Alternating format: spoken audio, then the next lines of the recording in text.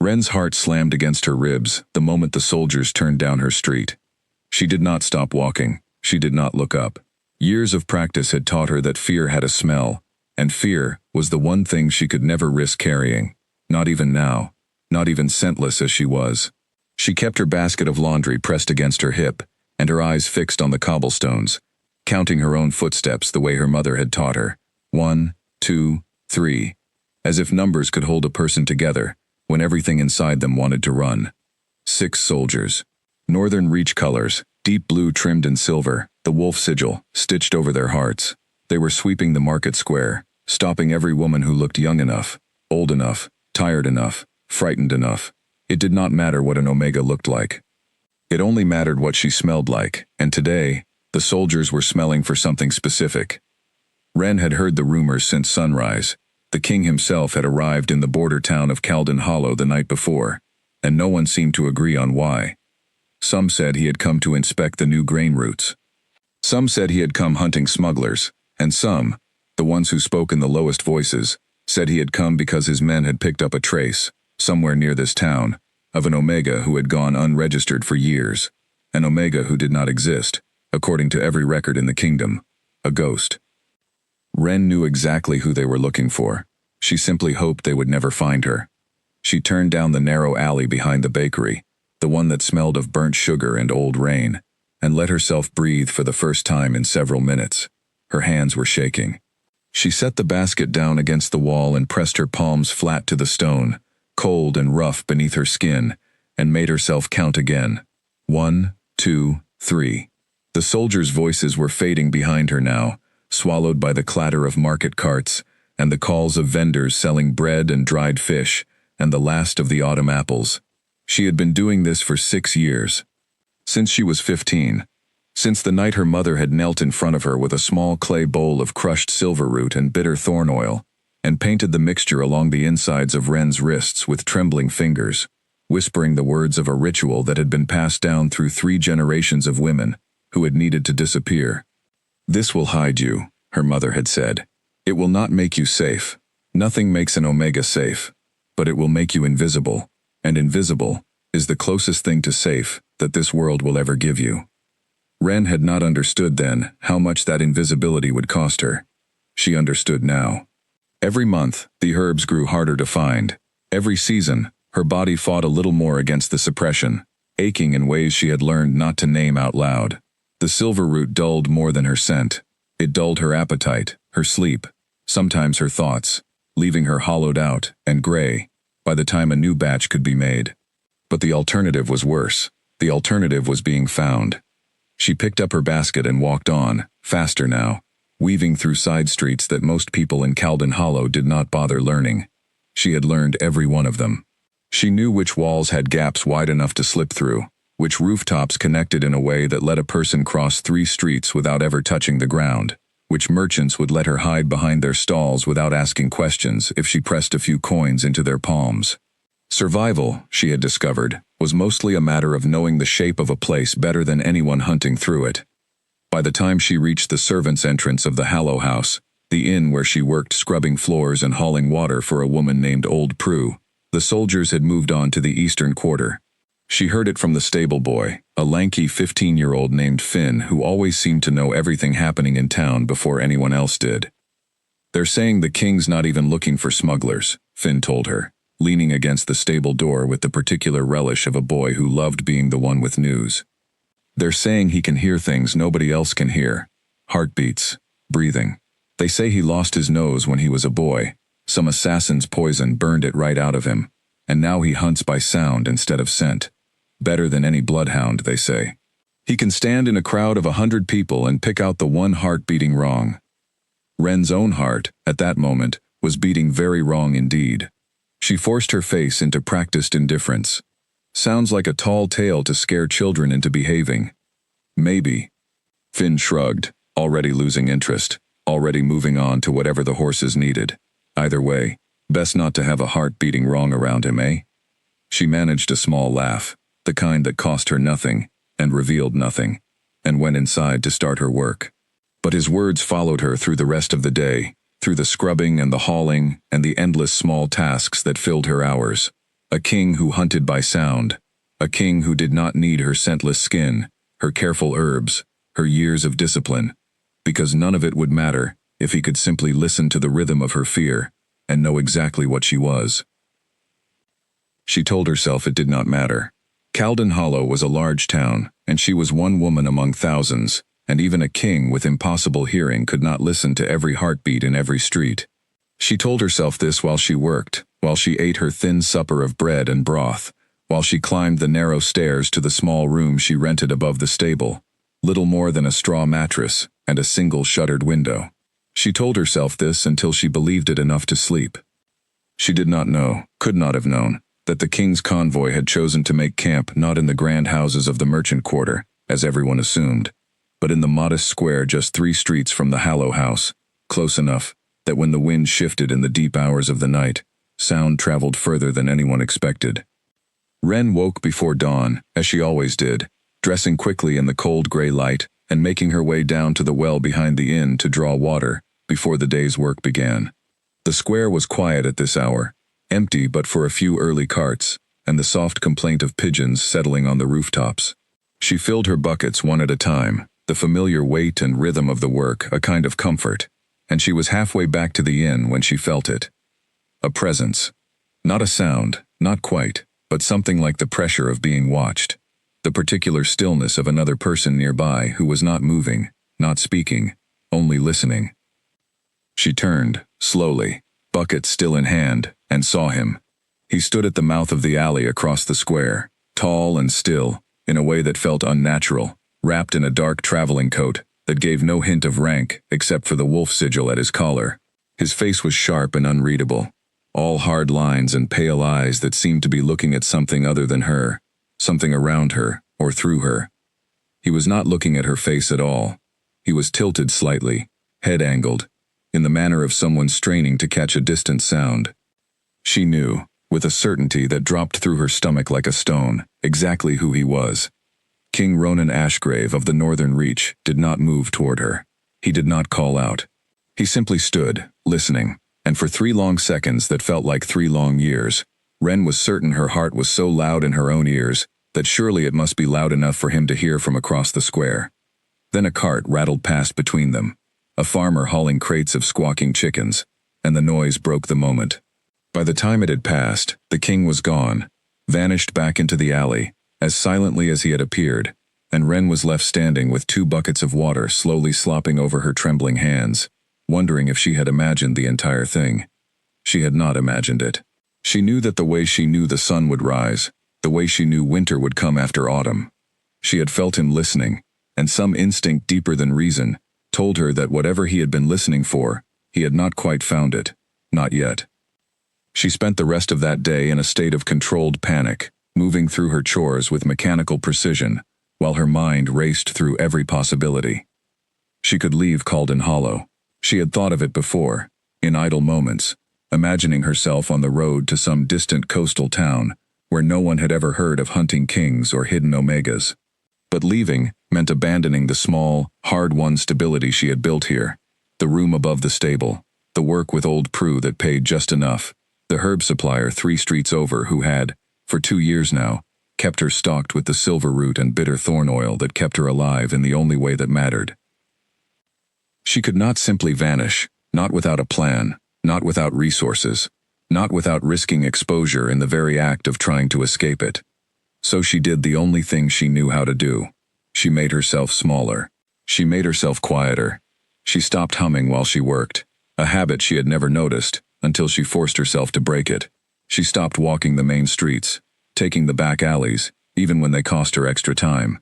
She avoided the market square entirely, sending Finn in her place with a few extra coins for his trouble, and she told herself that if she simply waited long enough, the king and his convoy would finish whatever business had brought them to Caldon Hollow, and move on, and life would return to its careful, invisible rhythm. For 3 days, it seemed to work. She heard no more rumors of soldiers sweeping the streets. She saw no more sign of the tall, still figure with the pale, listening eyes. She allowed herself to breathe a little easier, to believe that perhaps the king's business here had nothing to do with her at all, that Finn's story of impossible hearing, was exaggeration born of gossip and fear, the kind of tale that grew larger with every telling. She was wrong to believe it, and some quiet part of her had known she was wrong, even as she tried to convince herself otherwise.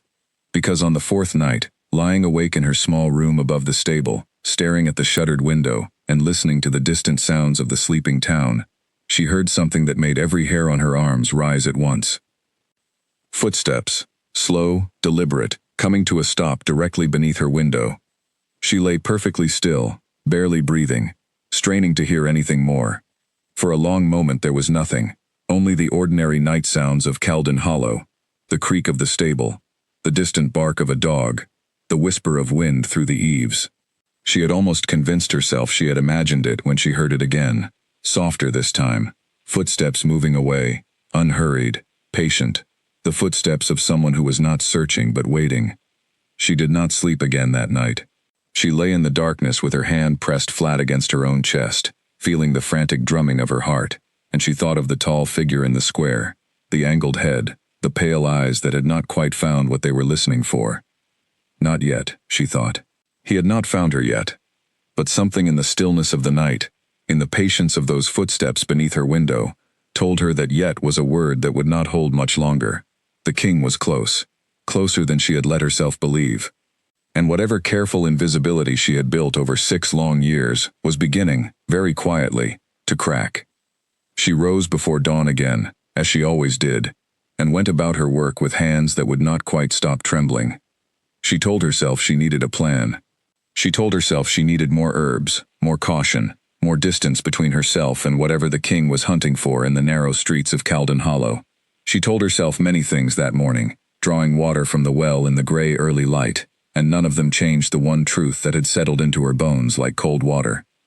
Somewhere in this town, a king who could hear the truth in a single heartbeat was listening for her, and sooner or later, no amount of silver root or bitter thorn oil, no amount of careful footsteps or empty humming, was going to be enough to keep her silent. Ronan Ashgrave had not slept properly in 11 years, not since the poison meant to end his life had instead taken his sense of smell and left him with something the physicians could not explain, and the priests called a curse. He did not think of it as a curse. He thought of it as a weapon, sharpened over more than a decade, until it had become the sharpest tool in his arsenal, sharper than any blade his soldiers carried. He had been 7 years old when the assassin came, a servant bribed by a rival house, carrying a vial of pale liquid meant for the young prince's evening tea. Ronan remembered very little of the illness that followed, only fever and darkness, and his mother's voice, distant and frightened, calling his name. When he woke, 3 weeks later, the physicians told him gently that he would never smell anything again. The poison had burned through the delicate nerves behind his nose, as thoroughly as fire through dry grass. For a prince destined to rule a kingdom of alphas and omegas, a kingdom where scent determined nearly everything, from marriage to rank to survival, the loss should have been a catastrophe. His own advisors had quietly begun discussing whether his younger brother might make a more suitable heir, a boy who could smell a lie in a courtier's sweat, or a lover's devotion in the air of a room. Ronan had refused to be discarded so easily. If he could not smell, he decided, he would simply learn to hear everything the way other alphas smelled it. He spent his adolescence in obsessive, exhausting training, sitting blindfolded in rooms full of strangers, forcing himself to learn the particular rhythm of a nervous heartbeat, the catch in breath that came before a lie, the almost imperceptible change in a voice when someone was afraid or excited, or trying very hard to seem calm when they were not. By the time he was 20, he could walk into a crowded hall and, without looking at a single face, tell his father which of the assembled nobles were lying about their loyalty. By 25, when he took the throne after his father's death, he could identify an omega in a crowd of 100 alphas purely by the particular rhythm of their pulse, the way it fluttered and steadied in patterns no beta or alpha heart quite matched. His enemies called it unnatural. His soldiers called it uncanny. Ronan simply called it necessary, because a king who could not be lied to was a king who could not easily be betrayed. What he had never told anyone, not his advisors, not his personal guard, not even his own mother in her final years, was how deeply lonely the gift had made him. He could hear everything, and trust almost nothing of what other people showed him with their faces, their scents, their carefully composed expressions. He had learned, over the years, that people's hearts told the truth their faces were trained to hide, and the truth, more often than not, was ugly. He heard the flattery of his court dissolve into resentment the moment he turned away. He heard the fear beneath his soldiers' salutes. He heard, in the handful of romantic encounters he had permitted himself over the years, the polite performance of desire that never quite matched the genuine, unguarded rhythm he was searching for, and had never once found. He had begun, in recent years, to suspect he simply was not built for the kind of bond his own father had shared with his mother, a bond built on scent recognition so complete that his father had claimed, more than once, that he would have known his wife's heartbeat from 1,000 others, even before he ever learned to listen for it, the way Ronan did. Ronan had no scent to guide him. He had only sound, and sound, he had come to believe, was a colder and more solitary sense than scent had ever been.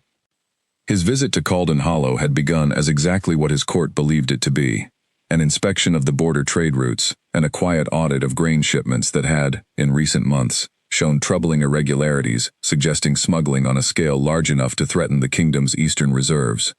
He had brought a modest convoy, 6 soldiers and 2 advisors, intending to spend no more than a week in the town before continuing north. The heartbeat had found him on his second morning, in the crowded chaos of the market square, and it had unsettled him in a way he had not expected. He had been standing near a spice merchant's stall, half listening to his advisor discuss shipment records, when a rhythm cut through the surrounding noise, like a single clear note in a discordant chord. It was fast, fluttering, unmistakably the pattern of an omega in fear, the kind of rhythm he had learned to recognize instantly after years of practice. But it vanished the moment he turned toward it, swallowed back into the crowd so completely that for a disorienting moment, he wondered if he had imagined it. He had not imagined it. He was certain of that, the way he was certain of very few things.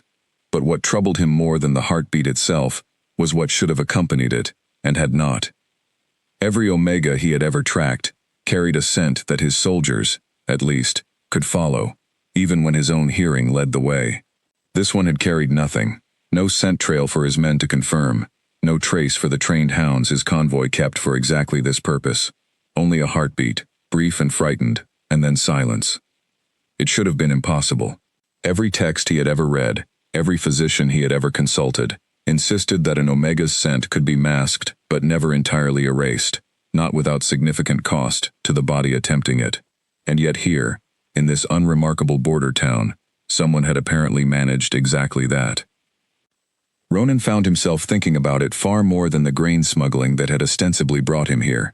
He told himself it was simple curiosity, the same analytical instinct that made him excellent at his work, applied now to an anomaly that did not fit the pattern of everything he understood about the world. He told his advisors nothing of it, not wanting to spend soldiers and resources chasing what might, after all, have been nothing more than a startled woman in a crowded square. But he found himself listening, in the days that followed, with an attention he usually reserved for matters of state.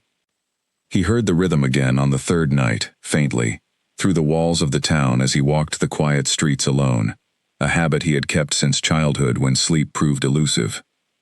It came from somewhere above a stable near the eastern edge of the square, and he stood beneath the shuttered window for several long minutes, simply listening, cataloging the particular pattern of that heartbeat, the way he had once cataloged the heartbeats of 100 nervous courtiers. It was fast, too fast for someone simply sleeping. And beneath the fear he heard something else, something he had not expected and could not quite name: exhaustion. A deep, bone-level weariness that no ordinary fear produced. This was not the racing pulse of someone startled by a passing noise. This was the heartbeat of someone who had been afraid, consistently and completely, for a very long time. He left without knocking, without announcing himself, telling himself there was no cause yet to disturb an innocent townswoman over nothing more than a curious heartbeat. But the sound followed him back to his quarters, and he found himself, for the first time in longer than he could remember, genuinely curious about a single, ordinary person, rather than the political machinery of his kingdom. His chief advisor, a sharp-eyed woman named Osla, who had served his father before him, noticed his distraction the following morning, and asked, with the particular bluntness only decades of service could earn, whether something in Caldon Hollow had caught his interest beyond the grain records. "There is an omega in this town," he told her. because lying to Osla had never worked well for him, and he saw little point in attempting it now. Unregistered, scentless, as far as I can tell. My soldiers found no trail at all. Osla's eyebrows rose. Scentless is not possible, my king. Not naturally. I am aware of that, Ronan said, which is precisely why I intend to find her. He said it simply, as a matter of practical curiosity, the kind of statement he might make about any anomaly worth investigating. But even as the words left his mouth, he felt something in his own chest that he did not entirely recognize, a low, persistent pull toward the mystery of that fluttering, exhausted heartbeat that had nothing to do with grain shipments or smuggling routes at all. He did not yet understand what that pull meant. He would not understand it for some time, but he gave the order that morning, quietly and without fanfare, that his soldiers should continue their sweep of the town, this time with instructions to listen as carefully as they searched, and to report anything unusual, no matter how small, directly to him. He told himself this was simply the natural extension of his duty, a king protecting his kingdom by understanding every anomaly within its borders. He did not yet let himself consider that duty had very little to do with the reason his own pulse, steady and controlled in every other circumstance of his disciplined life, had quickened just slightly every time he thought of that frightened, fluttering rhythm beneath the shuttered window above the stable. Somewhere in Caldon Hollow, a woman was hiding from him with a skill that defied everything he understood about the world. And Ronan Ashgrave, king of the Northern Reach, hunter of hearts by sound alone, found that for the first time in 11 years, he did not want to catch his quarry so much as he wanted, quite simply, to understand her. The message came to Wren on a gray afternoon, carried by Finn with the particular breathlessness of a boy who has run the whole way across town. Her herb supplier, a quiet man named Aldrich who kept a small shop behind the tanner's yard, had been arrested the night before. They took him at dawn, Finn said, still catching his breath, his cheeks flushed from running. Guards came right into his shop. Smugglers, they're saying. Something about goods coming in from the coast that never got declared to the crown. They cleared out everything, Wren. Every jar, every root, every bottle. There's nothing left in that shop but empty shelves. Wren stood very still in the small storage room of the Hallow House, a stack of clean linens forgotten in her arms, and felt the floor tilt beneath her feet, even though she had not moved at all. Aldrich had been her only supplier for 2 years. He was the only person in Caldon Hollow who understood exactly what she needed, and never asked why. Who had learned, through careful and patient trust, precisely which combination of silver root and bitter thorn oil her body required, and in what proportions. Losing him did not simply mean losing a convenience. It meant losing the entire foundation of the life she had built. Wren? Finn was watching her with a child's uncomplicated concern, too young to understand the particular weight of what he had just told her, only aware that something in her face had gone pale and strange. "Are you all right?" "You look sick." "I'm fine," she said, and heard how thin her own voice sounded. "Thank you for telling me, Finn. Go on now, before old Prue notices you've been gone." He left, and Wren set the linens down on a shelf with hands that had begun, very quietly, to shake. She did the calculation without meaning to, the way she had done it every month for 6 years. She had perhaps 3 weeks of silver root left in her small store, carefully rationed since her last purchase from Aldrich. 3 weeks, and then the herbs would run dry, and her body, which had been suppressed and denied, and forced into unnatural silence for 6 long years, would begin to reassert itself in ways she had no way to control. She had seen it happen once before, in her 2nd year of the ritual, when a shortage of bitter thorn oil had forced her to skip nearly a week of doses. She remembered the fever that had followed, the strange restlessness in her limbs, and most terrifying of all, the moment when old Prue had paused in the middle of the kitchen, sniffed the air with sudden confusion, and asked whether something sweet had spilled somewhere nearby. Wren had claimed a broken jar of honey, and spent the rest of that day in a state of pure, silent terror, certain that her secret was moments from unraveling entirely. She had found more bitter thorn oil in time, that first crisis narrowly averted. But 3 weeks was not much longer than that first frightening lapse, and this time there was no guarantee she would find anyone else in Caldon Hollow, willing or able to supply what she needed, not with the king's soldiers actively hunting smugglers through every shop and warehouse in town. She spent the rest of her shift moving through her work in a fog, scrubbing floors and hauling water with mechanical hands, while her mind raced through every possibility she could imagine. She could try to make the mixture herself, but the recipe her mother had taught her required precise measurements and rare ingredients that grew only in specific soil conditions found in the mountain regions far to the west. Nothing like the herbs available in the markets of Caldon Hollow.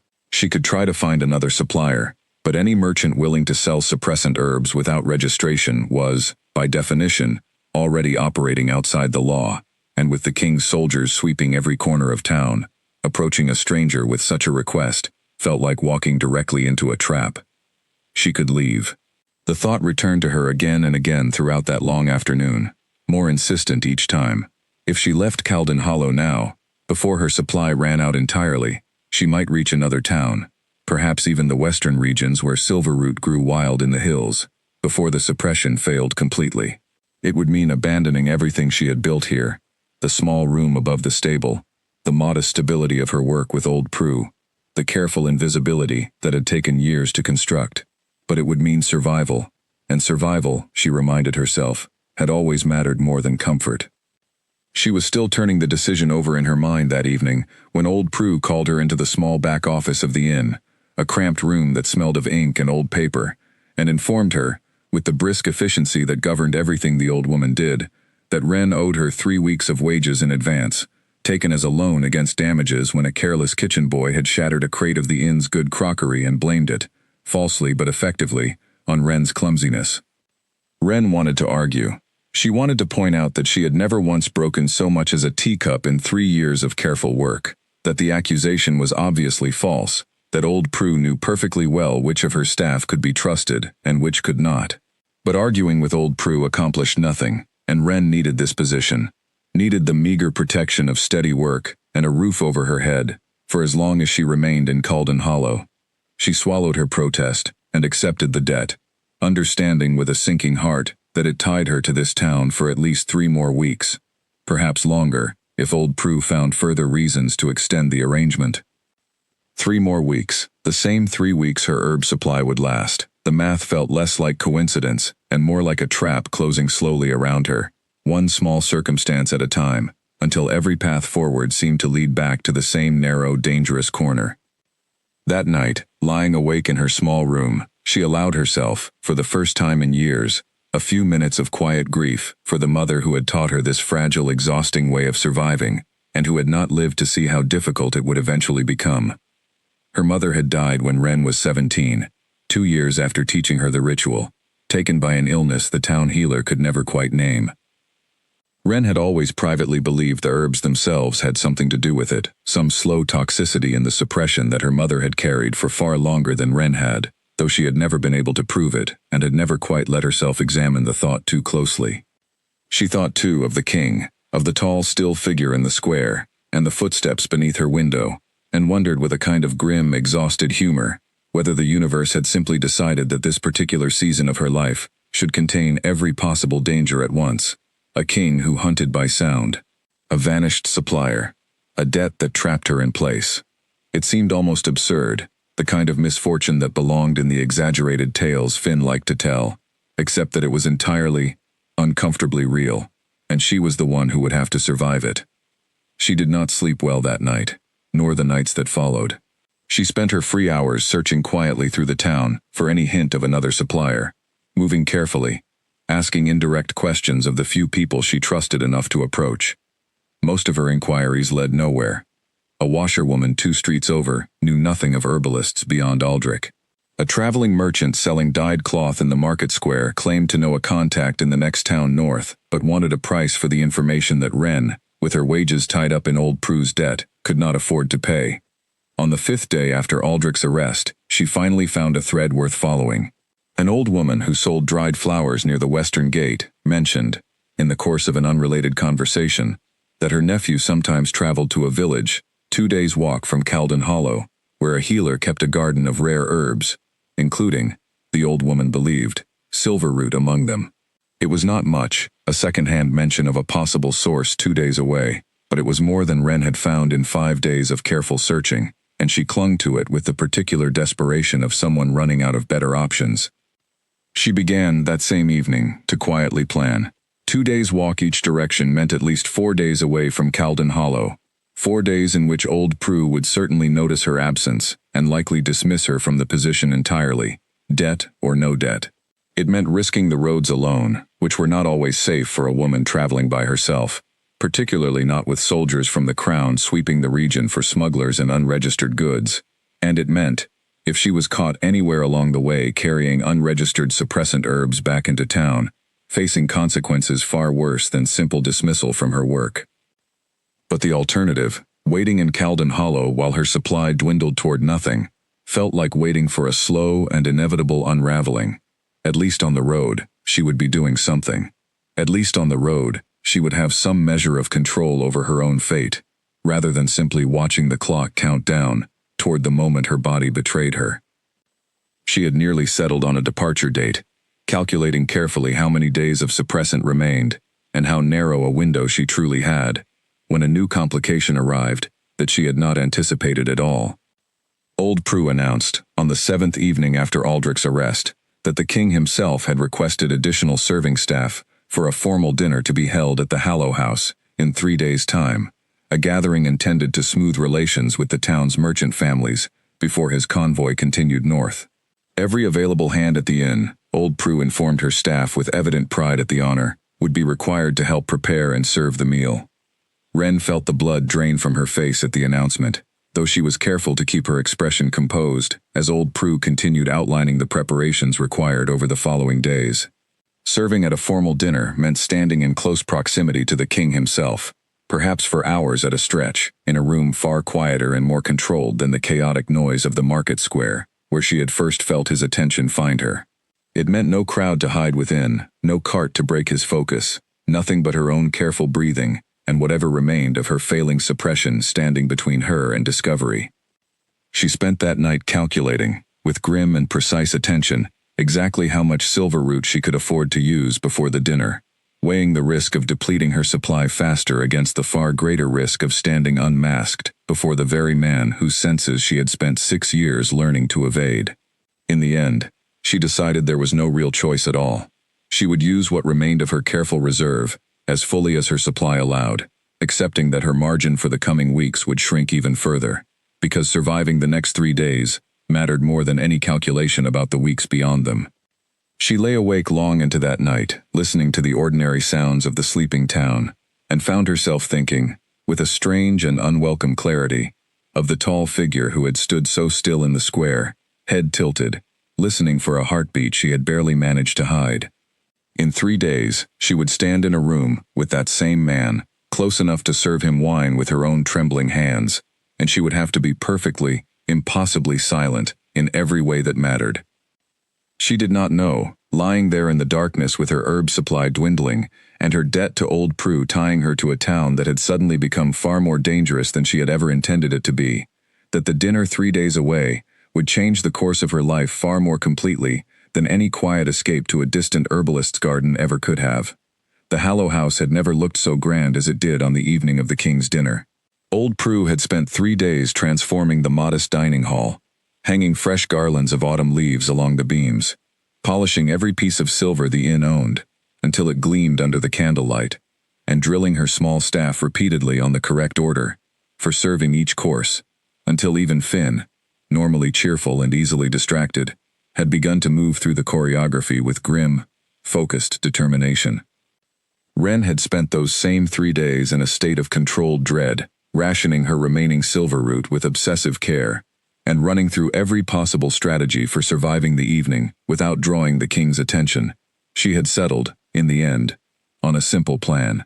She would serve quietly, efficiently, and as briefly as possible, keeping her interactions with the king's table limited to swift, practiced motions that required no lingering, no conversation, no opportunity for him to notice anything unusual about the young woman refilling his glass. It was, she told herself repeatedly, in the hours before the dinner began, a reasonable plan. It might even have worked, if the evening had unfolded the way she expected. The guests began arriving at dusk, merchant families dressed in their finest, their voices bright with the particular excitement of people eager to make a good impression on visiting royalty. Ren moved among them with her tray of welcome wine, offering each guest a polite nod and nothing more, and felt herself beginning, despite everything, to believe that perhaps this evening would pass without incident after all. Then the king entered the hall, and every sound in the room seemed to quiet by half. He was dressed simply for a monarch, dark formal clothing, without excessive ornament, but he carried himself with a stillness that drew attention more effectively than any amount of gold thread could have managed.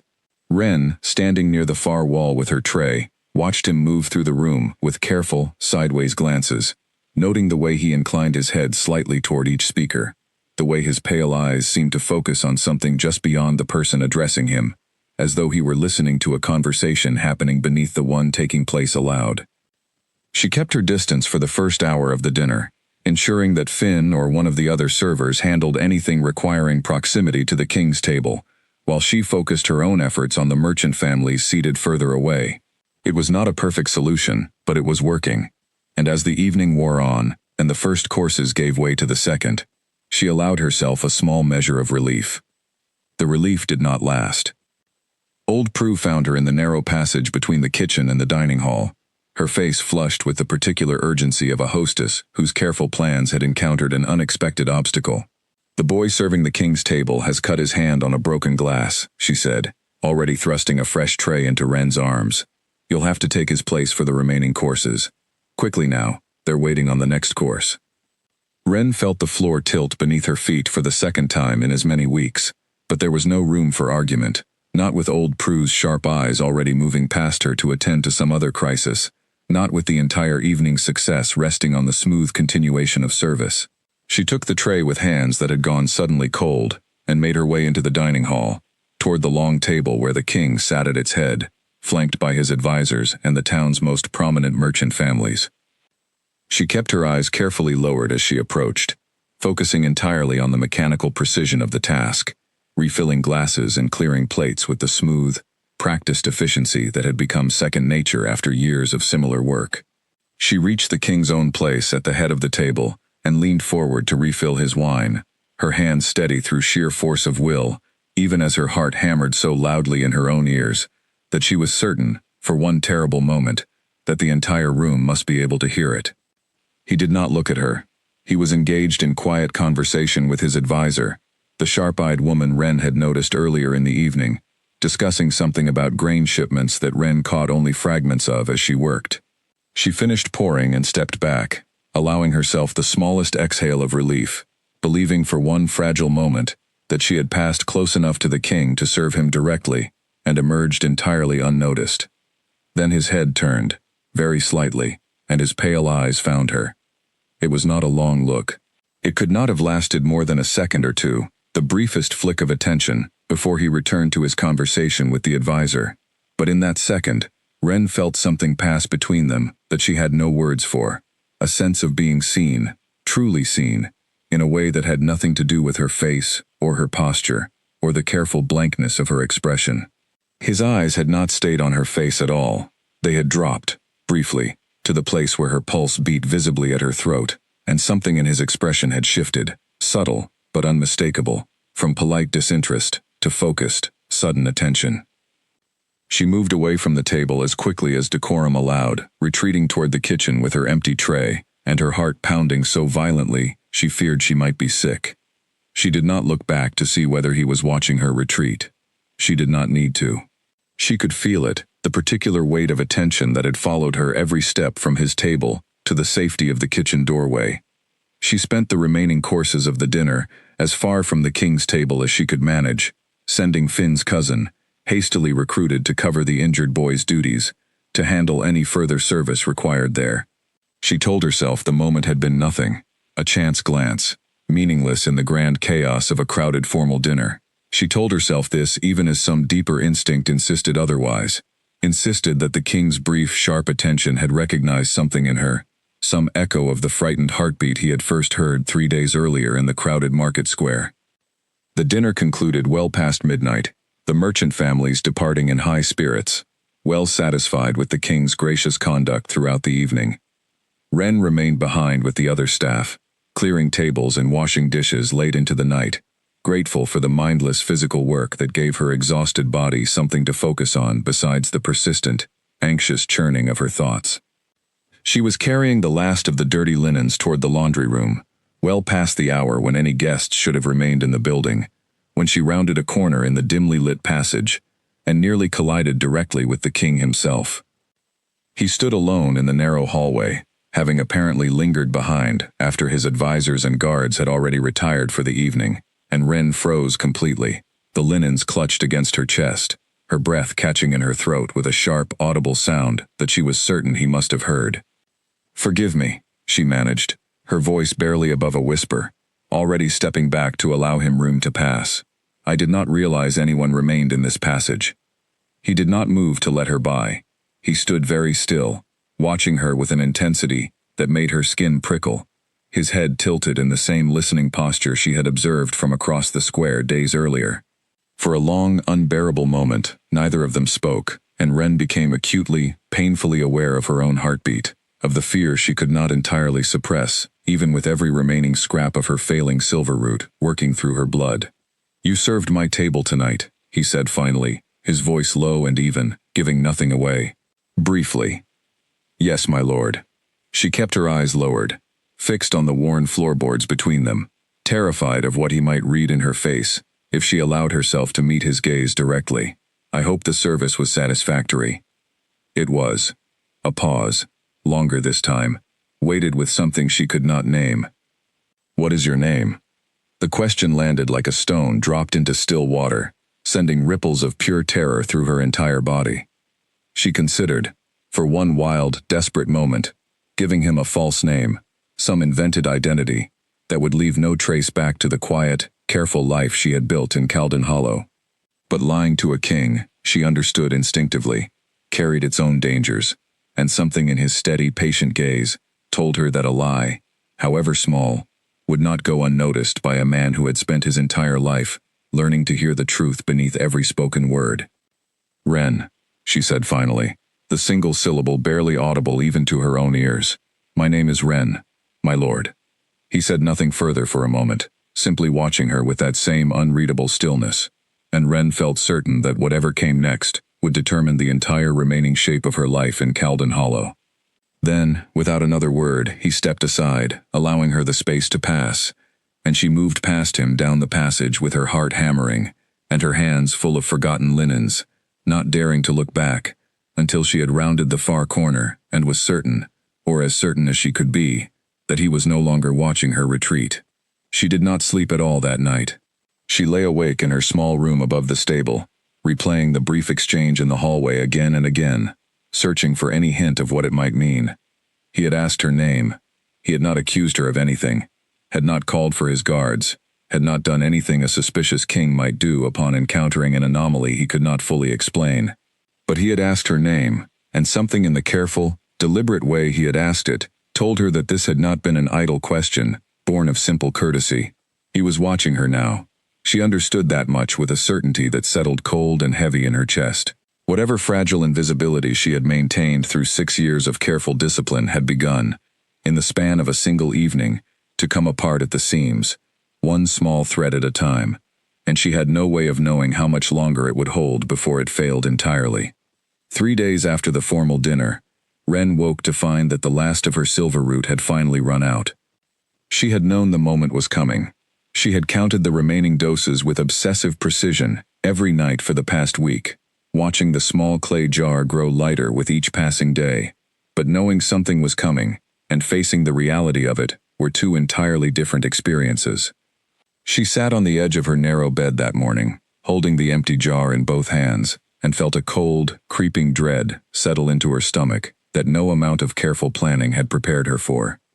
She had one option remaining, the second-hand information from the flower seller about a healer's garden 2 days' walk from Caldon Hollow, and she understood now, with the last of her suppressant gone, that she could no longer afford to wait for a more convenient moment to pursue it.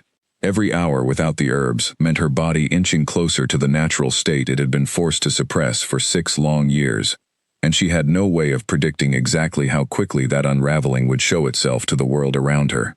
She went to Old Prue that same morning, before her shift began, hoping to negotiate some arrangement that would allow her the days she needed to travel, without losing her position entirely. Old Prue listened to her carefully constructed excuse.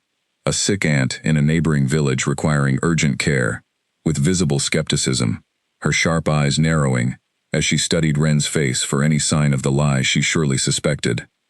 "You've never mentioned an aunt in 6 years working under this roof," Old Prue said finally, her tone flat and unimpressed.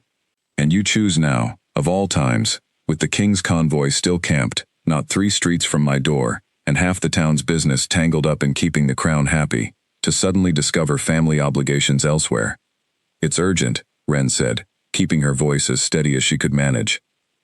"I would not ask if it were not urgent." Old Prue studied her for a long moment, and something in her expression softened slightly, though her voice remained brisk.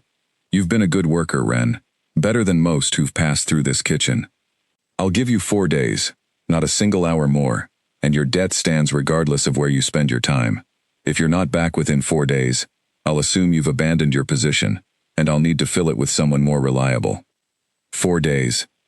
It was less than the 6 days a full journey there and back would require, but Ren accepted the terms with genuine gratitude, understanding that it was more generosity than she had any right to expect from a woman who owed her nothing beyond fair wages for honest work. She would simply have to travel faster than she had planned, cutting her time at the healer's garden as short as possible and pushing herself hard on the return journey.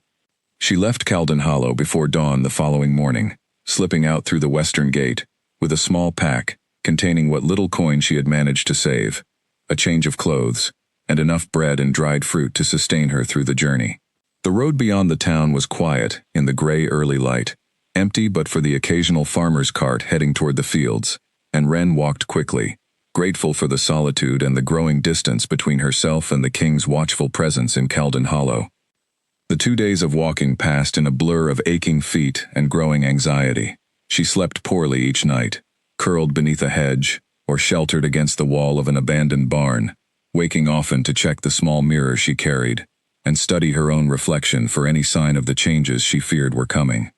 By the second evening, she thought she detected something different in her own eyes, a brightness that had not been there before, though she could not be certain whether it was real, or simply the product of her own exhausted imagination.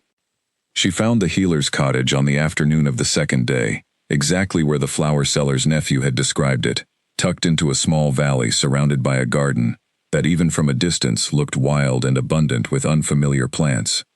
The healer herself, an elderly woman with kind eyes and silver hair bound in a simple braid, listened to Ren's carefully worded request without visible surprise, as though young women arriving at her door in search of rare suppressant herbs was a common enough occurrence in her long years of practice.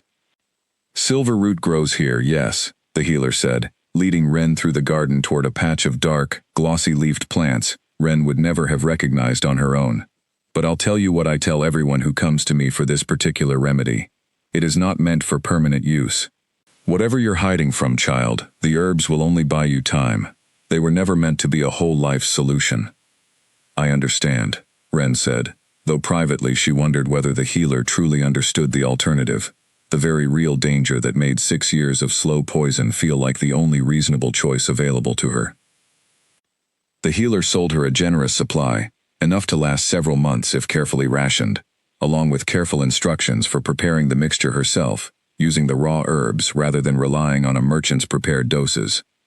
It cost Ren nearly all the coin she had brought, but she paid without hesitation, understanding that this supply represented the difference between continued safety and the terrifying uncertainty of exposure.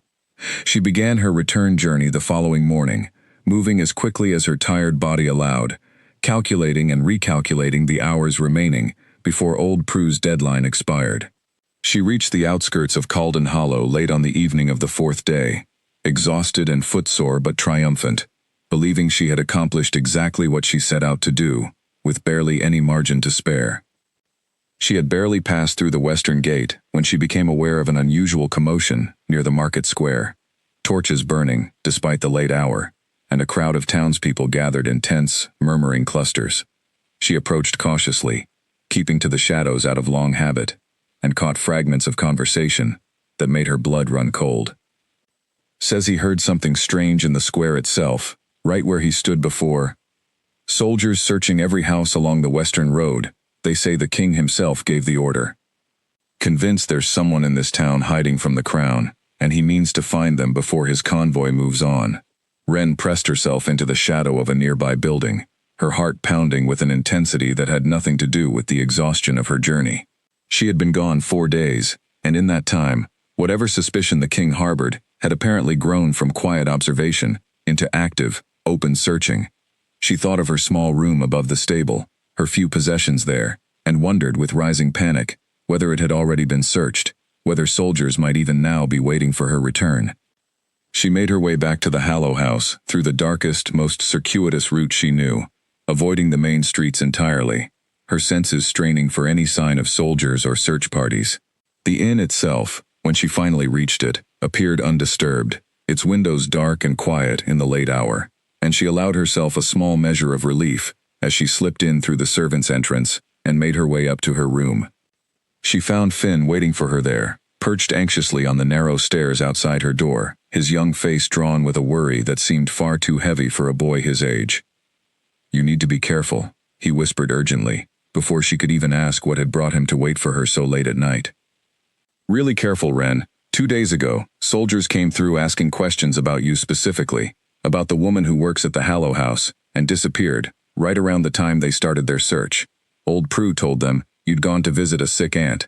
Same story you gave her, but I don't think they believed it. They've been watching this street ever since."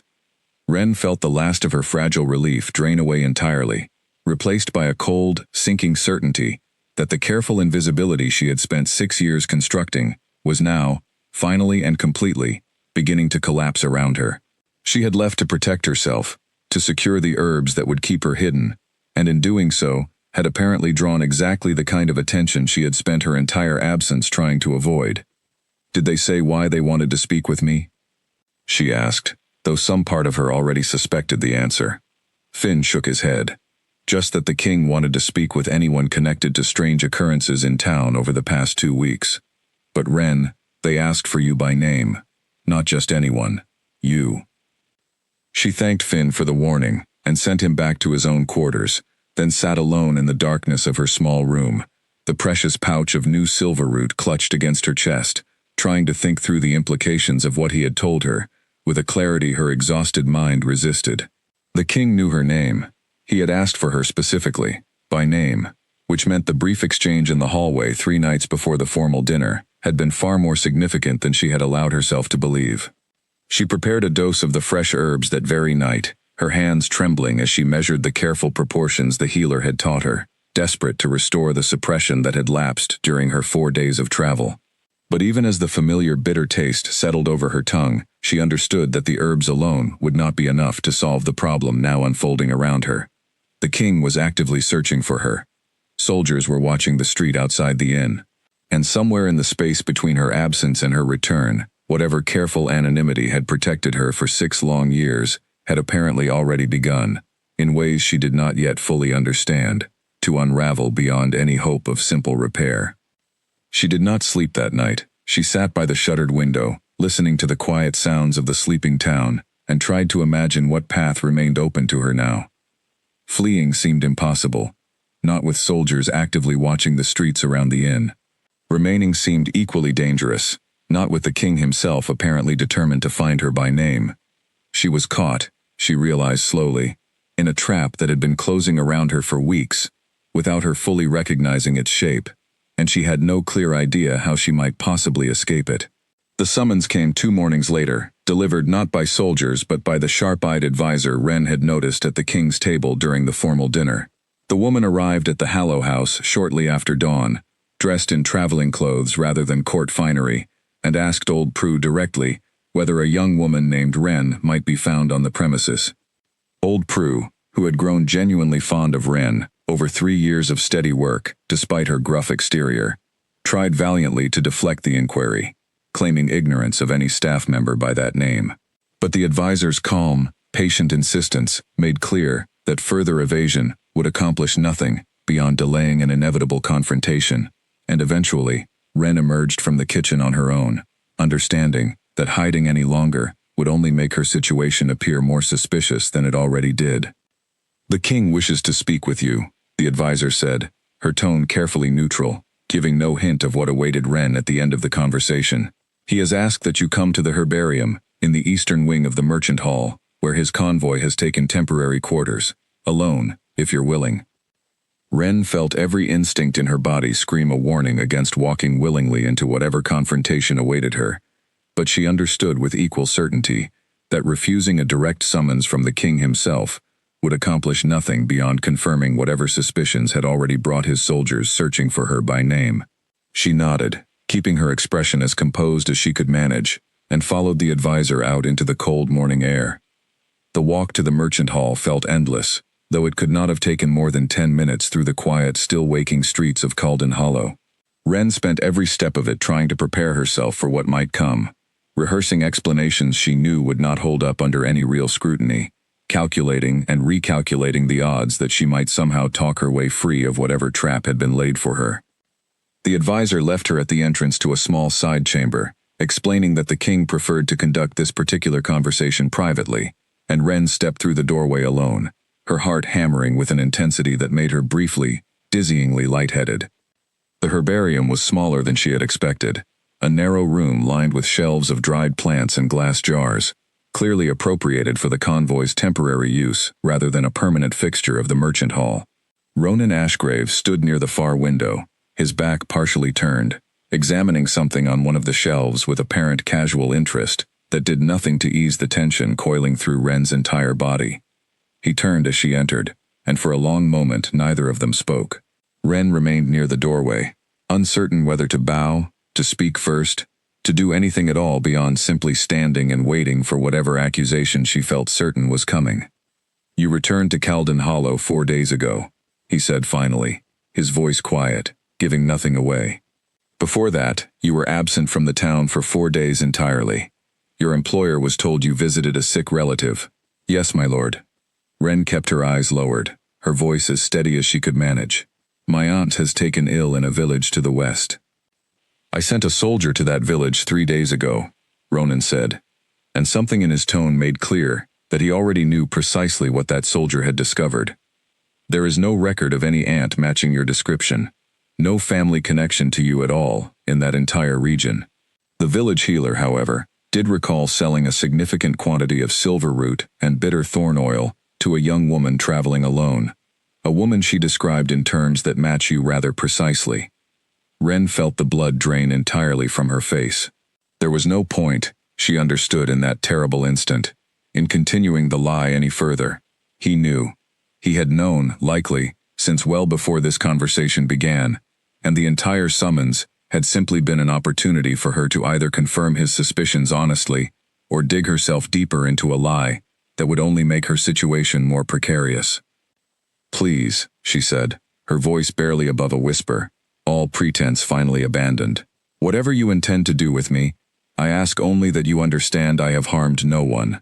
I have broken no laws beyond the simple crime of wanting to remain hidden and safe."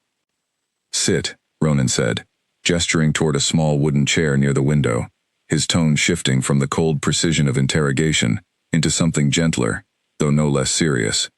"I have not summoned you here to punish you, Ren. I want to understand you." She sat slowly, her legs unsteady beneath her, watching him with wary confusion as he settled into a chair across from her, close enough now that she could hear, for the first time, the particular quality of his breathing, the deliberate control in every measured breath he took. "I have spent 11 years learning to hear the truth in a person's heartbeat," he said, watching her with an intensity that felt less threatening now, and more simply curious, as though she were a puzzle he had finally begun to understand the shape of. "In that time, I have never once encountered an Omega who carried no scent whatsoever. Every text I have studied insists it is impossible. That scent can be masked, but never fully erased, without significant cost to the body attempting it. And yet here you sit, scentless entirely, existing as a walking contradiction to everything I have ever been taught." "The suppression is not without cost," Ren said quietly, some instinct telling her that honesty, at this point, offered more protection than further evasion. "It weakens me. It has for years. I do not know how much longer my body can sustain it, but I have had no other choice. An Omega who can be tracked and found, is an Omega who can be taken, claimed, sold, or worse. I chose invisibility because every other option available to me was more dangerous. Something shifted in Ronan's expression as she spoke, a flicker of understanding that seemed to reach deeper than simple curiosity. You have been running from something specific, he said. It was not quite a question. Ren hesitated, weighing how much to reveal, before deciding that the truth, at this point, carried less risk than continued secrecy. My mother taught me the ritual when I was 15, after a group of unregistered traders came through our village, looking specifically for Omegas, to claim under the old laws that permit forced bonding for any Omega found without a registered protector. She had seen what happened to unregistered Omegas in her own youth. She wanted to spare me that fate, whatever the cost to my own health. And has it worked? Ronan asked. Has the suppression kept you safe, all these years? Until now, Ren said, and something in her own voice surprised her, a note of exhausted honesty she had not intended to reveal. Until you found me anyway, despite everything I did to remain hidden. Ronan was quiet for a long moment, studying her with an expression she could not quite read, something caught between scientific curiosity and a warmth she had not expected from a king, known throughout the kingdom for his cold, calculating precision. I did not find you through any failure in your suppression, he said finally. Your scent remained entirely hidden from me, and from every soldier in my convoy. I found you because I do not rely on scent at all. I found you because I heard your heart, and no herb or ritual has ever existed that could silence that. The words settled over Ren with a strange, unsettling weight. She had spent 6 years believing that scentlessness meant true invisibility, that if she could simply erase every trace of what she was, she would be safe from anyone who might seek to find and claim her. She had never considered, until this exact moment, that there might exist a hunter for whom scent had never mattered at all. A hunter who tracked something far more fundamental and far more difficult to hide. What do you intend to do with me? She asked finally, the question she had been avoiding since she first stepped through the door. Ronan considered the question for a long moment before answering, and when he finally spoke, his tone carried a gravity that told Ren this conversation was about to shift into territory far more significant than she had anticipated. I intend, first, to ensure you are not harmed by anyone who might seek to exploit the old laws against you. Beyond that, he paused, something almost uncertain crossing his composed features for the first time since she had entered the room. I find that I have questions about you that extend well beyond the simple anomaly of your missing scent. I find, quite honestly, that I am not entirely certain what I intend to do with you at all. Ren sat very still, uncertain how to respond to an answer so unexpected, so different from every fear she had carried into this room. Whatever she had imagined this confrontation might hold, it had not included the strange, careful curiosity now visible in the king's pale eyes, nor the sense, entirely new and unsettling, that perhaps her carefully guarded secret had not led her into the danger she had always feared, but into something far more complicated and far more difficult to name. The arrangement Ronan proposed that morning in the herbarium was not what Ren had expected, and she spent the better part of an hour turning it over in her mind before she found herself, somewhat to her own surprise, agreeing to it. He explained that his convoy's true purpose in Caldon Hollow extended beyond the grain smuggling that had provided the official cover for his visit. For nearly a year, his advisors had been tracking a pattern of disappearances across the northern reach's border territories. Unregistered Omegas vanishing from small towns and villages, taken not by the old laws that at least offered some measure of formal accounting, but by an underground network of traffickers who sold vulnerable Omegas into arrangements far darker than anything sanctioned by the Crown's own imperfect legal framework. We have made little progress in dismantling this network, Ronan admitted, his voice carrying the particular frustration of a man accustomed to solving problems who had, in this case, found himself consistently outmaneuvered. The traffickers understand exactly how registered Omegas move through the kingdom, exactly what protections and vulnerabilities the law creates. What we lack is genuine understanding of how an Omega survives outside that system entirely, how someone remains hidden, not through the protections of registration, but through the far more precarious skill of true invisibility.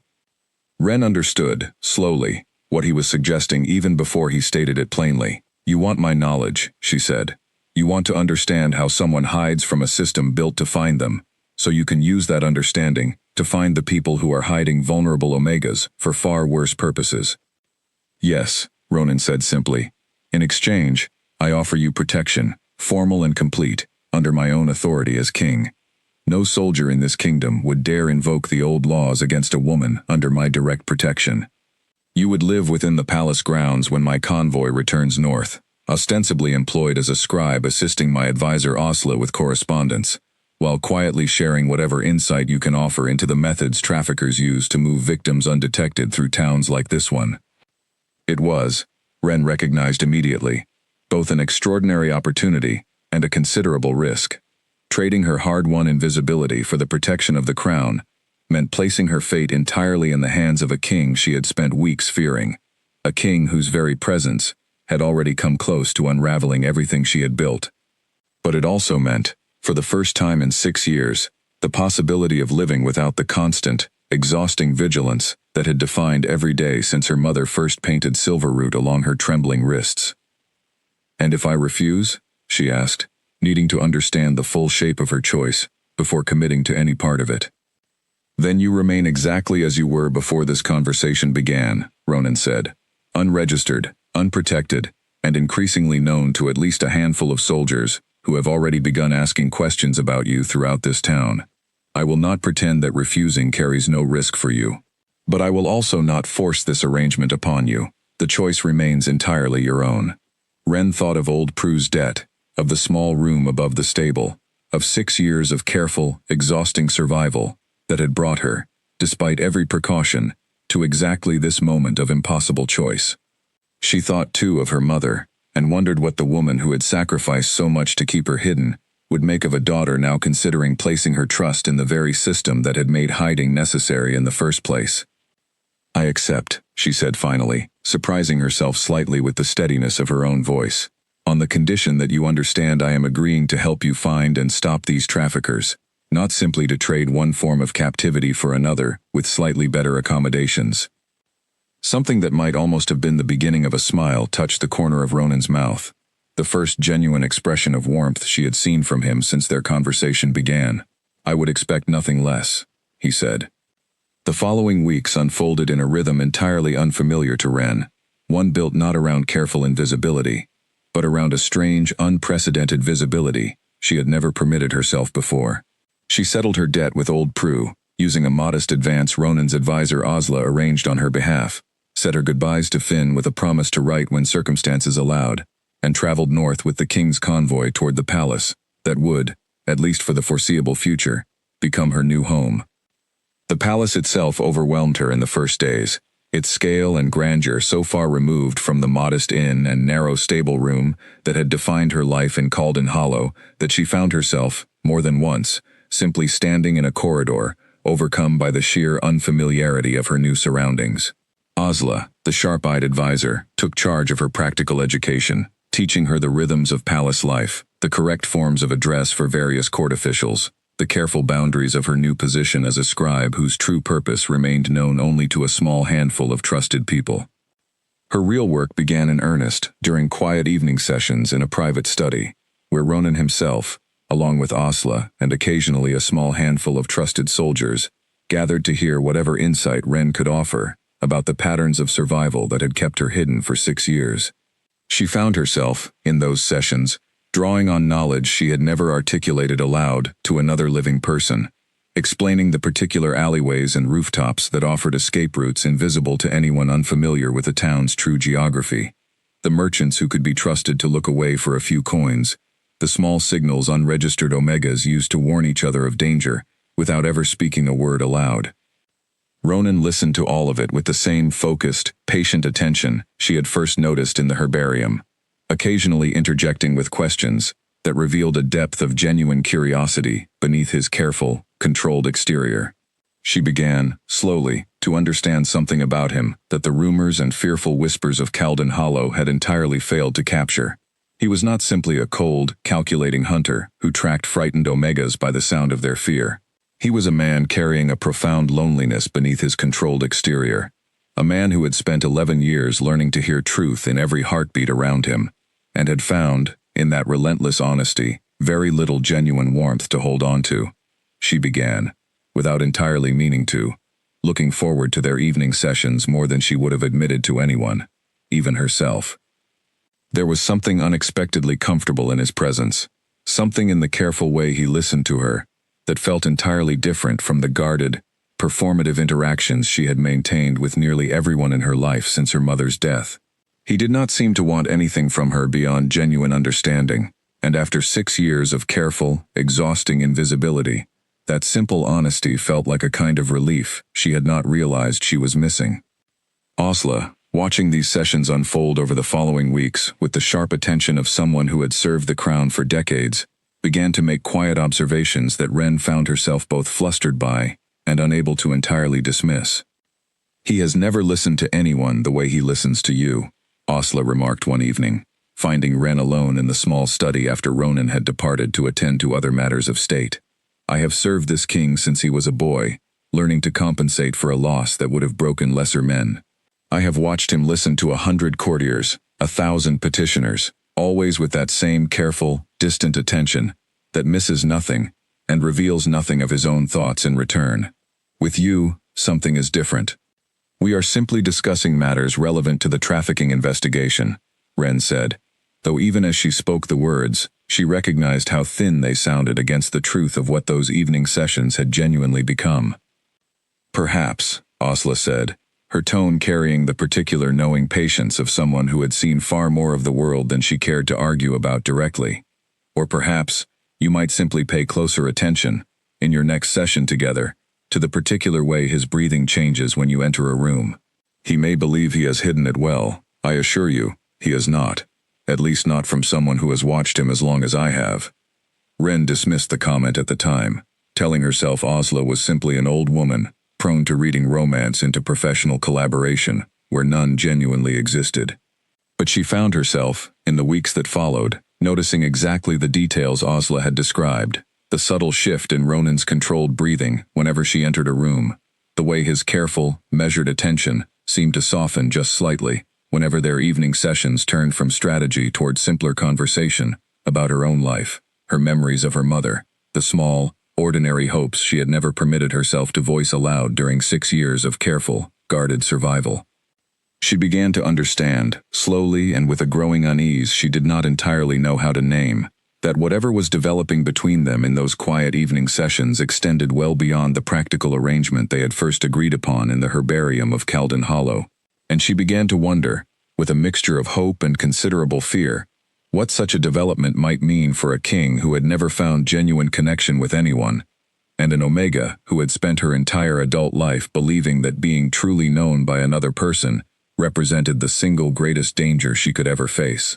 The change began quietly, so gradually that Ren almost failed to notice it at first, distracted as she was by the demands of her new life within the palace, and the slow, careful trust-building between herself and the king with each passing week. She had brought a generous supply of silver root from the healer's garden, enough to last several months if carefully rationed, but the demands of palace life had proven more disruptive to her careful routine than the simpler rhythms of Caldon Hollow ever had. Formal dinners ran later than expected. Unexpected meetings with Asla or the king's advisors sometimes delayed her evening preparations. And slowly, dose by missed dose, her careful discipline began to slip in ways she did not fully register, until the changes in her own body became impossible to ignore. She noticed it first in small things, a heightened awareness of scents around her that she had not experienced in years, the sharp bite of ink in the study where she worked, the particular sweetness of the gardens beneath her window in the early morning air. She noticed it in the way her own reflection seemed subtly different, a warmth in her complexion that had not been there during the long years of suppression, a brightness in her eyes that made her look, when she caught herself in a mirror, more like the young girl she had been before her mother first taught her the ritual, and less like the careful, guarded woman she had become in the years since. She increased her dosage immediately upon recognizing what was happening, frightened by how quickly the suppression had begun to slip, but the damage, it seemed, had already partially been done. Her scent, faint and uncertain as it emerged after 6 years of complete suppression, had begun to exist in the world for the first time since she was 15 years old, and though it remained subtle enough that ordinary alphas passing her in the palace corridors showed no sign of noticing anything unusual, she lived in constant, quiet terror. That discovery waited just around the next corner. She did not tell Ronan immediately. She told herself this was simple caution, a reasonable desire to manage the crisis privately, before involving him in a complication that might jeopardize the delicate trust they had built together. But some deeper, more honest part of her recognized that her silence carried a different fear entirely, a fear that if he learned her suppression had genuinely begun to fail, he might view her differently, might see her not as the composed, capable woman who had helped shape his investigation into the trafficking network, but as a vulnerable Omega, finally revealed in all the ways she had spent her entire adult life trying to hide. Ronan noticed anyway. Of course he noticed. He had spent 11 years learning to hear the smallest changes in another person's rhythm, and Ren's own body, however carefully she tried to manage it, had begun to reveal itself to him in ways his particular gift made impossible to miss. He found her alone in the palace gardens one evening, walking the quiet paths in the last light of sunset, while she tried, with limited success, to settle the anxious churning of her thoughts. He approached with the same measured stillness she had come to associate with him, but something in his expression, when she turned to acknowledge his presence, carried a focused attention that told her immediately he had noticed something significant. "Your heartbeat has changed," he said, without preamble, settling onto the bench beside her with careful, deliberate space between them. "Over these past weeks, it has grown steadier in some ways, and in others, more complicated than it was when I first heard it, in that market square in Calden Hollow. I have been listening carefully, trying to understand what has shifted, and I believe I finally do." Ren felt her breath catch, the familiar spike of fear rising instinctively, even as some quieter part of her recognized that this particular fear, at least with this particular man, had proven repeatedly to be unfounded. "My suppression has begun to fail," she admitted finally, the confession costing her more than she had expected. "The demands of palace life have disrupted my routine more than I anticipated. I have tried to correct it, but the damage may already be partially done." "I know," Ronan said simply. "I have known for perhaps a week now, though I confess I have struggled to find the right moment to raise it with you."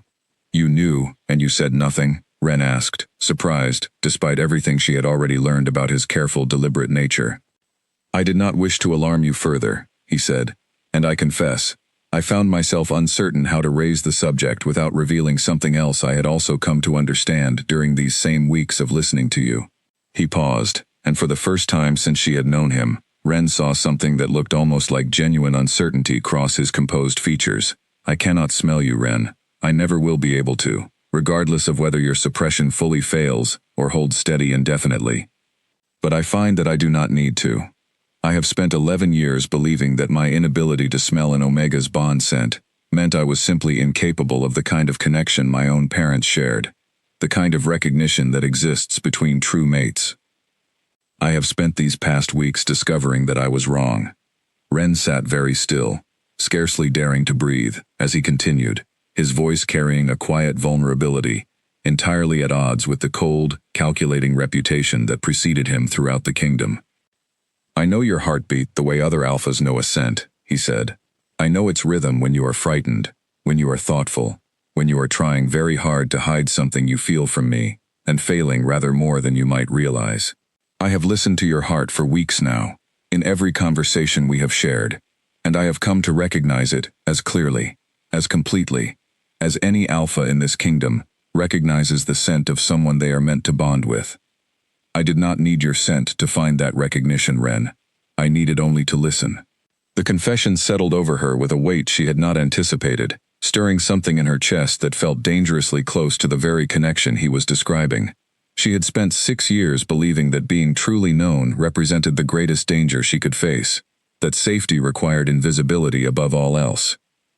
But sitting beside him in the quiet evening garden, hearing him describe a recognition built not on scent or appearance, but on something far more fundamental, she found herself questioning, for the first time in years, whether her mother's careful lessons in hiding had left room for a possibility neither of them had ever considered. "I am frightened," she admitted quietly, because honesty, she had learned over these past weeks, was the one thing that seemed to genuinely reach him. Not of you specifically, of what it might mean to stop hiding, after so many years of believing hiding was the only thing keeping me alive. "I cannot promise you that stopping will be simple," Ronan said, The old laws still exist. There are still those who would see an unregistered Omega as something to claim, rather than someone to know. But I can promise you this. Whatever protection I can offer, whatever authority my position affords, I will use it fully in your defense. Not because doing so serves some strategic purpose in dismantling a trafficking network, but because I have come, over these recent weeks, to care for you in a way I did not believe myself capable of feeling for anyone. Ren did not respond immediately, needing several long moments to simply absorb the enormity of what he had shared. But when she finally spoke, her voice carried a steadiness that surprised even herself. I do not know yet what I am capable of feeling in return, she said honestly. 6 years of careful hiding has left me uncertain how to trust anything, even something that feels as genuine as what you have just described. But I find that I do not wish to run from this conversation, and after 6 years of running from nearly everything, that itself feels like something significant. They sat together in the deepening dusk for a long while after that, saying little more, simply existing in each other's quiet company, as the garden around them settled into the particular stillness of evening. Ren did not know, sitting there beside a king whose careful, listening attention had somehow found its way past 6 years of guarded invisibility, exactly what the coming weeks might hold. But she understood, with a clarity that felt entirely new after so long spent in careful, exhausting fear, that whatever came next, she no longer faced it entirely alone. The threat arrived in the form of a nobleman named Garrick Ellsworth, a minor lord from the eastern provinces who had come to the palace seeking royal favor for a border dispute involving his family's ancestral lands. He was a man Ren had encountered only twice before, brief exchanges in palace corridors that had left no particular impression beyond a vague sense of unease she had attributed, at the time, to simple social awkwardness, rather than anything more significant. She learned how wrong that assessment had been on a cold morning, nearly 2 months after her arrival at the palace, when Asla found her in the study, with an expression grave enough to still Ren's hands mid-motion over the correspondence she had been organizing. Lord Ellsworth has requested an audience with the king, Asla said without preamble, closing the study door behind her with careful, deliberate quiet. He claims to possess information regarding an unregistered Omega currently residing within the palace grounds, information he intends to bring before the full court unless certain demands are met. Ren felt the floor tilt beneath her feet, the same sickening sensation she remembered from the moment Finn first told her of Aldrich's arrest, that particular vertigo of watching carefully constructed safety begin to crumble without warning. What demands? She asked, though she suspected she already understood the answer. He wishes to claim you, Asla said, her voice carrying none of its usual brisk efficiency, softened instead by genuine sympathy. Under the old laws, an unregistered Omega discovered within the kingdom's borders may be claimed by any Alpha of sufficient rank who formally petitions for the right, provided no prior registration or bond already exists. Lord Ellsworth apparently learned of your presence here through palace gossip and has calculated, correctly I fear, that a public claim invoking the old laws would place the king in an extremely difficult position, forced to either surrender you to a legal claim he personally finds abhorrent, or publicly defy laws that have governed this kingdom for generations, risking significant unrest among the more traditional factions of his court. Ren sat very still, processing the full weight of what Asla had just described, understanding with cold clarity exactly how precarious her situation had suddenly become. 6 years of careful hiding had protected her from exactly this kind of exposure, and now, in the span of a single morning, that protection stood on the verge of collapsing entirely, not through any failure of her own suppression, but through the simple calculation of a nobleman who saw her existence as an opportunity for political leverage. Does the king know yet? She asked. He is speaking with Ellsworth now, Asla said. I came to warn you first, so that you might prepare yourself for whatever follows. I do not know how this will resolve, Ren. I have served 3 kings in my lifetime, and I have never seen this particular situation arise in quite this way. Whatever happens next, know that you are not without allies within these walls. Ren spent the following hours in a state of controlled panic, unable to focus on any of her usual duties, her mind racing through every possible outcome of the confrontation taking place elsewhere in the palace. She thought of fleeing, of gathering what few possessions she had accumulated during her months in the palace, and disappearing into the countryside, before Ellsworth's claim could be formally processed. But she understood, even as the thought formed, that fleeing now would accomplish little beyond confirming every fear that had driven her into hiding in the first place, and would leave Ronan to face the political consequences of her disappearance without any explanation she might have offered him directly. She was still turning these possibilities over in her mind late that afternoon, when Osla returned to the study, her expression grim in a way that told Wren the news, whatever it was, would not be entirely welcome. "The king has refused Ellsworth's demand outright," Osla said.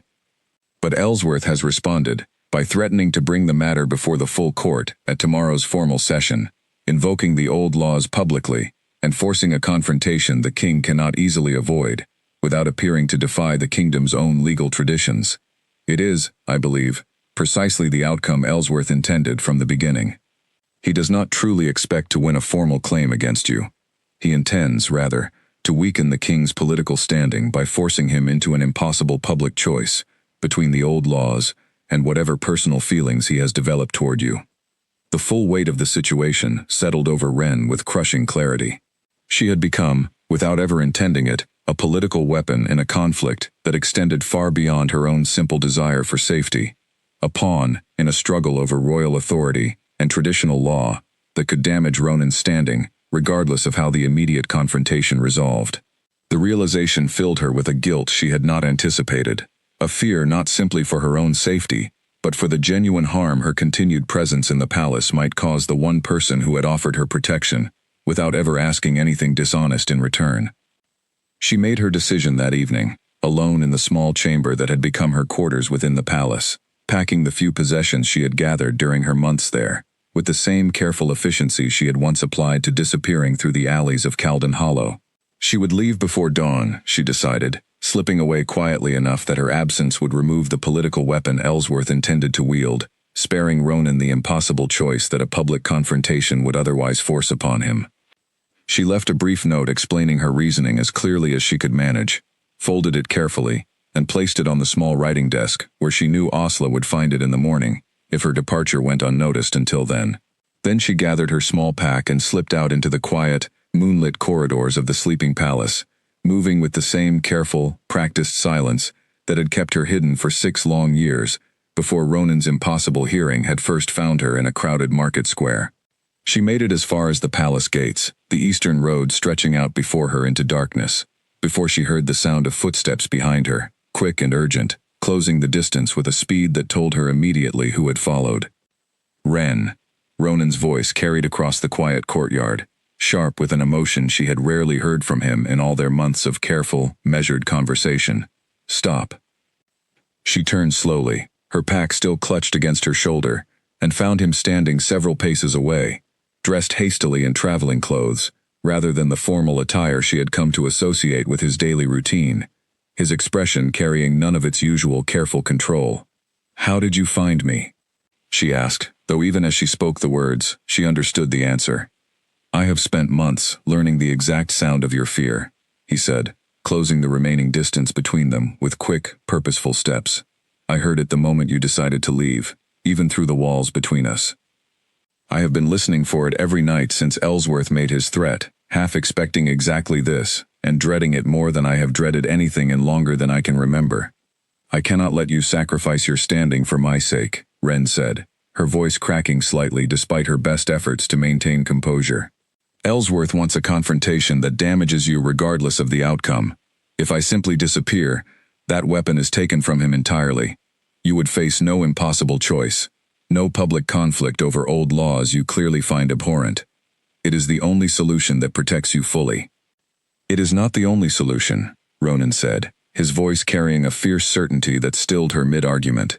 "It is the solution that protects me while sacrificing you, and I find, quite simply, that I am no longer willing to accept any arrangement that requires your sacrifice rather than my own. I have spent 11 years believing myself incapable of the kind of bond my own parents shared, believing that my inability to smell left me permanently isolated from the deepest kind of connection this world offers. You have shown me, over these past months, that I was wrong about that. I will not now stand by and let you vanish into the darkness, rather than face whatever confrontation tomorrow brings. And what confrontation do you propose instead? Ren asked, though something in his fierce certainty had already begun to ease the desperate panic that had driven her toward the palace gates in the first place. Tomorrow, before the full court, I will claim you myself, Ronan said.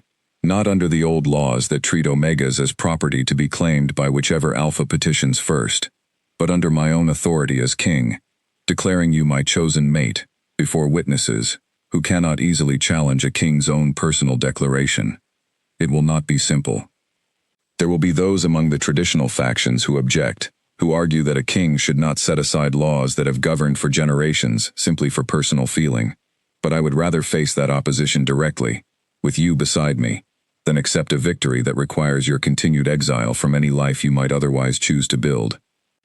Ren stood very still in the moonlit courtyard, the weight of his words settling over her slowly, replacing the desperate fear that had driven her toward the gates, with something far more complicated, hope tangled together, with lingering uncertainty about what such a public declaration might genuinely cost them both. Are you certain? She asked finally. This is not a small thing you are proposing, Ronan. It will change everything, for both of us, in ways that cannot easily be undone. I have never been more certain of anything, he said, and something in the steady, unwavering rhythm of his voice, the particular quality she had come to recognize as genuine honesty, stripped of all careful political calculation, convinced her more thoroughly than any argument could have managed. I did not need to smell you to know this, Ren. I have known it for weeks, listening to your heart in every conversation we have shared. I am simply, finally, ready to say it aloud, before you, and before anyone else who might doubt it. Ren set her pack down slowly in the quiet courtyard, the weight of 6 years of careful, exhausting hiding beginning, for the first time, to genuinely lift from her shoulders. Then I will stand beside you tomorrow, she said, not as someone being claimed under laws I never consented to, but as someone choosing, freely and completely, to remain. They stood together in the moonlight for a long moment, the palace gates behind them, and the uncertain road ahead forgotten entirely, and Ren found herself understanding, with a clarity that felt entirely new after so many years spent in careful fear, that whatever confrontation the following day might bring, she would no longer face it as a woman hiding from a world that wanted to claim her. She would face it as a woman who had, at last, chosen someone worth trusting with the truth of exactly who she was. The Great Hall had never held so many people for a single formal session, word of Lord Ellsworth's threatened claim having spread through the palace and beyond, with the particular speed that scandal always seemed to travel. Ren stood in a small antechamber adjoining the main hall, dressed in clothing Asla had insisted upon, simple but dignified, and listened to the low murmur of the assembled court beyond the heavy doors, her heart beating with a rhythm she no longer needed to fear anyone hearing. You do not have to do this, Asla said quietly beside her, adjusting a fold of Ren's sleeve with careful, motherly attention, despite her usual brisk efficiency. The king could still resolve this privately, through negotiation, or quiet pressure on Ellsworth's other interests. You could remain in the antechamber, and I could carry word to you of however the confrontation resolves. I need to be there, Ren said, and found, somewhat to her own surprise, that she meant it completely. I have spent 6 years, letting other people's fear decide where I could and could not stand. I will not let fear make that choice for me today. Asla studied her for a long moment, something like genuine pride visible in her sharp, knowing eyes, before nodding and stepping back to allow the doors to open. The great hall fell silent as Ren entered, every eye in the assembled court turning toward the unfamiliar young woman, walking with deliberate, steady steps toward the front of the chamber, where Ronan already stood, formal and composed in the dark ceremonial robes reserved for matters of significant state business. Lord Ellsworth stood to one side, flanked by several allies from the traditional factions of the court, his expression carrying the particular satisfaction of a man who believed he had already won whatever confrontation was about to unfold. Your Majesty, Ellsworth began, his voice pitched to carry through the entire hall. I have brought this matter before the full court as promised, invoking the ancient right of any alpha of sufficient rank to claim an unregistered omega discovered within the kingdom's borders. The woman before us, known simply as Ren, has resided within these palace walls for 2 months, without proper registration, under the crown's own laws. I formally petition for the right to claim her as my own, under traditions that have governed this kingdom for generations, before either of us was born." A murmur swept through the assembled court, some voices carrying clear approval for Ellsworth's invocation of tradition, others carrying evident discomfort at the public, transactional nature of the claim being made. Wren stood very still beside Ronan, her hands clasped carefully in front of her, and found herself grateful, in that moment, for the 6 years of practiced composure that had taught her to control her outward expression, even when everything inside her churned with tension. Ronan let the murmur settle before responding, his own voice carrying the particular calm authority that Wren had come to recognize as genuine, rather than performed, the same steady quality she had first noticed in their conversation in the herbarium of Caldon Hollow. "Lord Ellsworth invokes tradition," he said, his gaze sweeping across the assembled court with deliberate weight. "But I would remind this hall that tradition alone has never been sufficient justification for law when that law causes genuine harm to those it governs. The old rite Ellsworth invokes was written in an age when omegas were considered property first and people second, when the kingdom's own survival depended on treating bonds as transactions rather than choices. We are not that kingdom any longer, or at least, I do not believe we should continue to be." "With respect, Your Majesty," Ellsworth replied, his tone carrying a careful edge of challenge beneath its outward courtesy. "The law remains the law until formally changed through proper process. You cannot simply set aside tradition because it proves personally inconvenient in this particular instance." "I do not intend to set it aside through personal inconvenience," Ronan said. "I intend to exercise a right equally ancient and equally recognized within this kingdom's traditions, the right of a king to claim his own chosen mate, formally and publicly, before the assembled court. This right, unlike the one you invoke, requires no transaction, no petition for property that was never anyone's to claim. It requires only truth, spoken honestly before witnesses." He turned to face Wren fully then, and though the hall around them remained crowded with watching courtiers, Wren found that his steady gaze made the rest of the room fall away entirely, leaving only the two of them and the words he was about to speak. "I did not find you through scent, as any other alpha in this kingdom might have," he said, his voice carrying clearly through the silent hall, despite being addressed directly to her alone. "I found you through the sound of your own heart, frightened and exhausted after 6 years of hiding, and I have listened to that heart in every conversation we have shared since. I have heard it steady with growing trust. I have heard it quicken with fear, and with something I have come, over these past months, to recognize as genuine affection returned in kind. I do not need to smell a bond scent to know what I have found in you, Wren. I need only listen, and I have listened long enough now to be entirely certain." He extended his hand toward her, palm open, the gesture carrying a formal weight that every person in the assembled hall would understand as precisely what it was: a king's public claim of his chosen mate, freely offered rather than transactionally demanded. Wren looked at his outstretched hand and thought of every fear that had brought her to this moment. 6 years of careful hiding, a mother's desperate love expressed through silver root and bitter thorn oil, a childhood spent learning that being known by another person represented the greatest danger she could face. She thought of the market square in Caldon Hollow, the footsteps beneath her window, the terrifying certainty that whatever she had built would eventually collapse around her. And she thought of everything that had happened since, the quiet evening sessions in the palace study, the garden conversation where he had first admitted what he heard in her heartbeat, the fierce certainty in his voice the night before, when he had refused to let her vanish into the darkness rather than face this very moment. She placed her hand in his and felt the great hall exhale around them, a collective release of tension that told her, even before Ronan spoke again, that whatever opposition Ellsworth had hoped to rally had already begun to dissolve in the face of a declaration too genuine to easily dismiss.